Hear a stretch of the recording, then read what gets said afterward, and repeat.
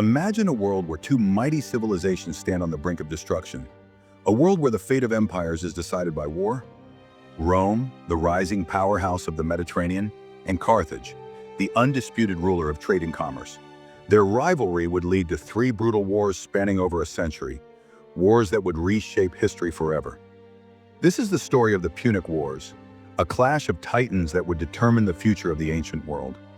A war where power, strategy, and determination would decide the dominant force in the Mediterranean, leaving one empire in ruins and the other on the path to eternal glory. The 3rd century BC was a time of growing empires. Rome had recently unified the Italian peninsula, expanding its influence and military might. It was a city built on discipline, strength, and relentless ambition. Roman soldiers, known for their unbreakable formations and fierce loyalty, formed the backbone of this rising power. Every Roman citizen was raised with the belief that their city was destined for greatness, and this belief was evident in their undying commitment to the Republic. On the other side of the Mediterranean, Carthage, a powerful city-state in North Africa, dominated trade, boasting one of the richest economies and strongest naval fleets in the ancient world.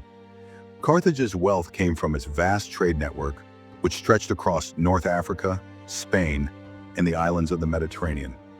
Merchants, sailors, and warriors from all over the known world came to Carthage, contributing to its thriving economy and diverse culture. Unlike Rome, Carthage was not a militarized society. Its strength lay in its economic prowess and its ability to hire vast armies of mercenaries from Iberia, Gaul, and North Africa, men who fought for coin rather than loyalty. But both civilizations had ambitions.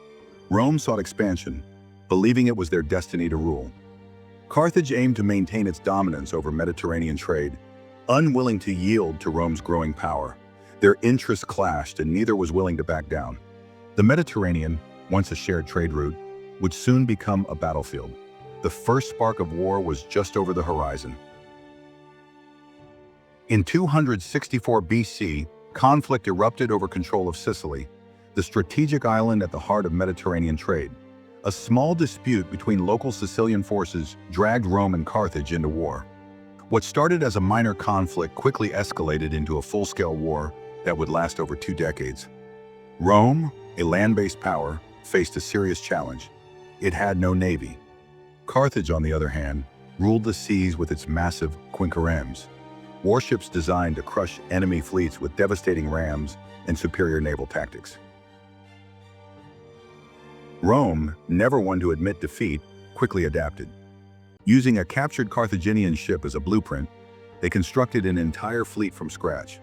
But Rome didn't just copy Carthaginian designs, they innovated. They introduced the corvus, a boarding device that allowed Roman soldiers to turn naval battles into land battles. With this new weapon, Rome secured crucial victories at sea, balancing the playing field. The war was brutal, spanning decades of sieges, naval engagements, and shifting tides of victory. The turning point came in 241 BC, when Rome secured a decisive naval victory at the Battle of the Aegae Islands. Carthage, exhausted and unable to continue, was forced to surrender. The peace terms were harsh. Carthage had to cede Sicily to Rome and pay a massive war indemnity. This war was Rome's first major step toward becoming a Mediterranean superpower, but the rivalry was far from over. The humiliation of the First Punic War burned deep in Carthage. Among those who swore vengeance was Hannibal Barca, a military prodigy who had grown up learning the art of war from his father. He knew Carthage could never match Rome in a prolonged conflict, so he devised a bold and unprecedented plan to strike Rome at its heart. In 218 BC, Hannibal led his army, including war elephants, on a treacherous march across the Alps. His journey was one of unimaginable hardship. The freezing cold, treacherous terrain, and constant attacks from local tribes decimated his forces. But those who survived emerged battle-hardened and ready to fight. Hannibal's tactics were revolutionary. He used superior strategy and deception to devastate Rome's forces. His masterpiece came at the Battle of Cannae in 216 BC, where he executed one of the greatest battlefield maneuvers in history. completely surrounding and annihilating a much larger Roman army. The Roman Senate was in panic, and for the first time, the city of Rome itself was under direct threat. But Rome refused to fall. They changed their strategy, avoiding direct battles with Hannibal and instead focusing on cutting off his supplies. Meanwhile, a young general named Scipio Africanus took the fight to Carthage itself. In 202 BC, at the Battle of Zama, Scipio decisively defeated Hannibal, forcing Carthage into submission. Carthage's power was shattered, and it would never again be a true rival to Rome.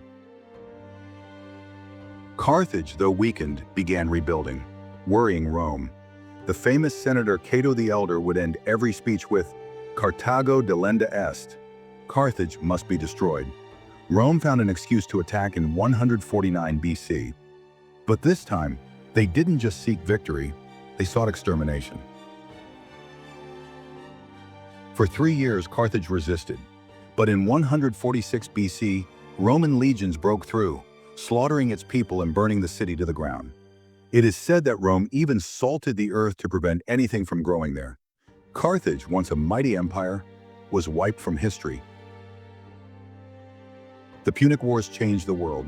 Rome emerged as the dominant power, setting the stage for an empire that would last for centuries. But what if history had taken a different path? What if Hannibal had won? Would the world have belonged to Carthage instead? Let us know your thoughts in the comments, and don't forget to like, share, and subscribe for more epic history documentaries. Thank you for watching, and until next time, keep exploring the past.